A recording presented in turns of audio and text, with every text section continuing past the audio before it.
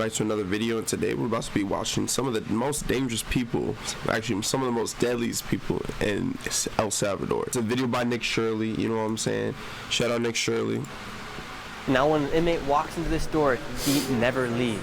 Here are some of the most dangerous people in the world. You can see they have their tattoos. MS-13 is tattooed on their foreheads.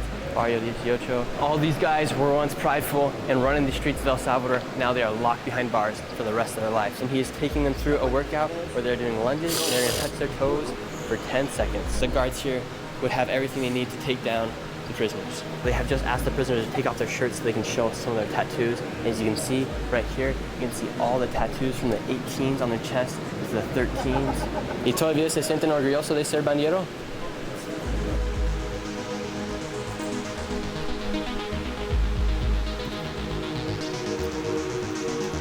Today I'm here in El Salvador outside of SECOT, El Centro de Confinamiento de Terrorismo. It translates to the Center of Terrorism Confinement here in El Salvador. It is the biggest and most up-to-date prison in all of the Americas. It is capable of holding over 40,000 inmates. Dang. And it is home to some of the most dangerous people in all of the world. This prison, so how did you get an inside look? Prison was specifically designed to incarcerate any gang member that has any affiliations with gangs such as MS-13, Barrio 18, and they are responsible for crimes such as murders, extortions, kidnappings, narco trafficking, drug dealing, any crime that you can possibly think of, these people inside have committed.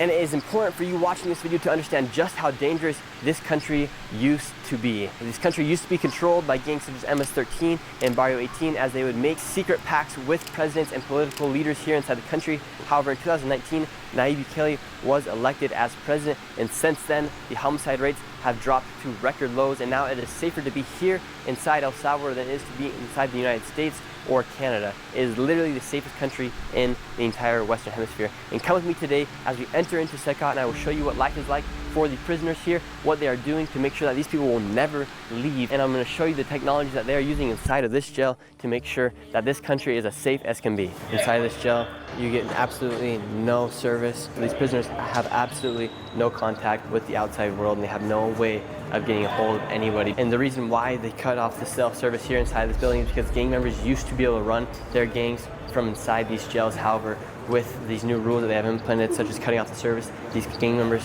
have absolutely no contact with the outside world. I then went through the first of many security checkpoints. And now they're even going to do another check with us to make sure that we are not bringing anything inside of this jail. They're going to pat me all the way down, and they are even going to check my socks to make sure I don't have anything inside my shoes or my socks. And here inside of SECOT, everything is so simple. They're not leaving any room for any clutter or for anything to be used as potentially a harmful object or something to be misplaced. And now the warden of SECOT will describe the type of criminals that are inside the prison. Aquí tenemos a los peores criminales que causaban luto y dolor a nuestra sociedad salvadoreña. Lo que tenemos acá encerrado es lo peor de lo peor. Son sujetos que han cometido una serie de delitos, de homicidios, extorsiones, violaciones, privaciones de libertad. Sujetos que tienen condenas hasta más de 1000 años ahí. And now all the criminals inside of this prison are here for life. They're going to be living inside of SECOT until they die. Before we enter the craziest niggas up in there, boy, that's crazy. The main cell of the prisoners, we had to go through He said that with no hesitation, no stutter, y'all. That was more security checkpoint. Una de las modalidades que utilizaban las organizaciones terroristas era que utilizaban a sus mismos miembros, a sus familiares, para introducir cosas vía oral, vía vaginal o vía anal. Ahora en día es imposible que alguien pueda sorprendernos. The scanner will literally scan the entire body to make sure there's nothing on the neck, inside the stomach, or even the place where nobody would ever want to go, the butthole. It'll literally check anywhere inside of the body to make sure that they're not bringing any sort of plastic bag that could be filled with powder, any weapons, anything like that family members or friends might have tried to bring gang members in the past. Now it is impossible for anything to even enter. All right, now we've entered into where these gang members are going to be. We're going to go face to face with some of the most dangerous people in the world. And as I've been in the process of making this video, a lot of the El Salvadorians and the guards here have told me that when you look into the eyes of these criminals and these gang members, you literally feel the presence of nothing. You feel death. You feel the presence of the devil. Una vez ingresan, no vuelven a salir de acá. Razors. Y eso es literal. Now when an inmate walks into this door, he never leaves.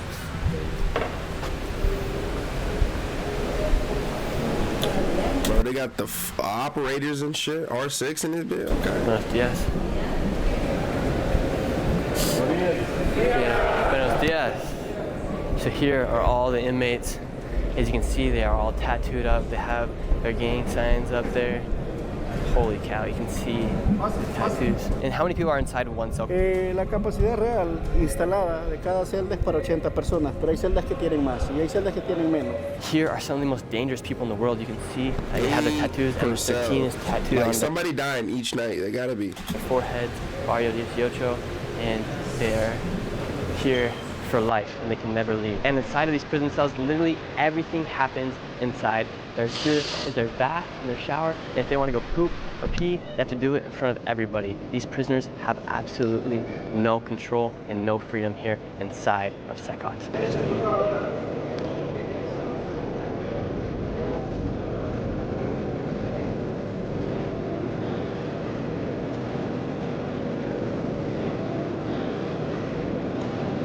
And each person inside of this jail is responsible for at least a death of one person. So each person you see right here has killed various people. There's literally no freedom inside of these prison cells, and the only type of freedom they get is they can come over here to this area right here where they looks like they have a preacher and they have some workouts that they have to go through. Here they have let out some of the prisoners as they're going to be learning about the gospel. They have a preacher right here who's teaching out of the Bible. This is the kind of workouts they can do. They have an instructor guy right here, and he is taking them through a workout where they're doing lunges and they're going to touch their toes for 10 seconds. It's pretty crazy to see all these inmates as they have their tattoos of their MS-13 or Barrio 18 tattoo on their heads. All sorts of tattoos. It used to be a thing of pride to be a gangster here inside El Salvador. However, their pride has been destroyed and they're being humbled here inside this prison as they're never going to be able to leave this jail. It honestly is extremely shocking to look these guys in the eyes and see, and you can feel the darkness that is inside of them as they have committed so many crimes that the light of Christ, or whatever you may believe, is gone out of their eyes as they are stripped away from their freedoms, stripped away from any privilege. And it is important to remember that these people will never ever leave this building right here, and the lights also never shut off. And when these inmates want to go to sleep, they sleep here on these bunk beds that are completely still. And the way these prisoners sleep, they are given one sheet. They don't even receive a pillow, and they don't know if it's night or day because the lights never turn off. These guys were let out of the cell, and if you look at their heads are literally plastered to the cement wall, and they're not moving. All these gangsters are afraid of their life, and their freedoms have been stripped from them as they live here inside these cells. And these are the rooms of solitary confinement. If a prisoner were to act up, he would be sent into one of these rooms here. Here they have their bathroom, they get some water, and the only sort of light they have is this little peephole right up here, and they get absolutely nothing to use to sleep or to rest. Just pure concrete.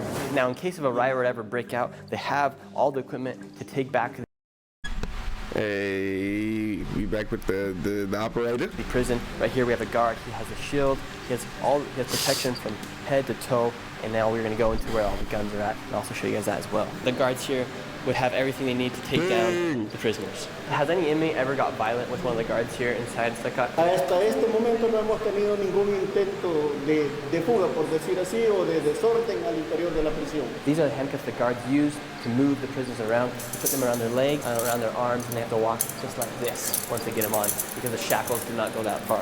Inside the jail, what kind of food are the prisoners given? En la mañana, por lo general, lo que viene es frijol, queso o crema y 2 tortillas. El menú casi se repite en la cena. Donde varía es el almuerzo, que en el almuerzo te viene una porción de arroz, una porción de pasta, 2 tortillas y un refresco. And so they're not given any sort of meat or any chicken. No existe un menú que te traiga pollo o carne para el privado de libertad. No existe. Here inside Secot, there are 8 different buildings that are designated to the prisoners. The sides of the buildings are the size of a football field. Can y'all imagine not having like chicken or anything like that for like the rest of your like life? Like, that's kind of crazy. I'm gonna need some protein, bro. I mean, but hey, I don't kill either, so. Absolutely ginormous. And if you were to try to escape Secot, it literally would be impossible. Not only are there 2 walls that you have to hop over, and one of those walls is 27 feet high with an additional 9 feet of electrical fencing that is at 15 volts. And there are 27 watchtowers inside the prison itself. And the ground here on Secot are pebbles, so if anyone were to try to escape or try to walk, you can easily hear because it makes a lot of noise. And after walking around outside, we went back inside the prison to a room where an inmate awaits trial, giving each inmate the right to defend himself for the crimes he's accused of. Right here is one of the prisoners, and he is on a Zoom call right now because he is trying to prove that he's innocent. He's talking to the judge through a Zoom call, and if he wants to talk, he has to raise his hand in order to talk to anybody. And now they have asked the prisoners to take off their shirts so they can show some of their tattoos.